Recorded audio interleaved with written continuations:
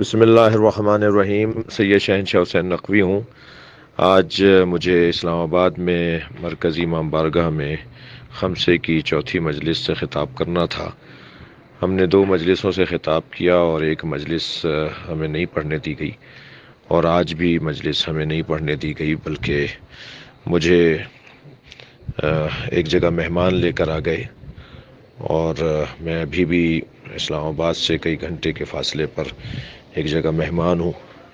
کوئی بے احترامی، کوئی وہ نہیں، بلکہ بہت ہی احترام کے ساتھ کچھ ہم نے اپنی قومی مسائل اور کچھ مطالبات ان کے سامنے رکھے ہیں، اور ہم محب وطن پاکستانی ہیں۔ ہم نے ہمیشہ وطن سے وفاداری اور امام حسین کی عزاداری، یہ 2 ہی باتوں کو فوکس رکھا ہے، اور انہی 2 باتوں پر اپنی توجہ رکھی ہے۔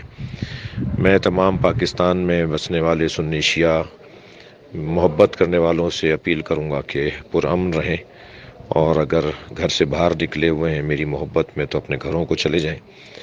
کل انشاءاللہ صبح کے وقت میں یا میں کراچی پہنچوں گا، یا انشاءاللہ اسلام آباد میں خمسے کی 5ویں مجلس میں شرکت کروں گا۔ آپ تمام مومنین سے گزارش ہے کہ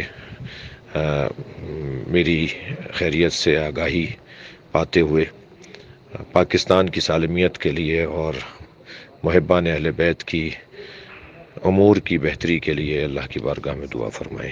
بہت بہت شکریہ۔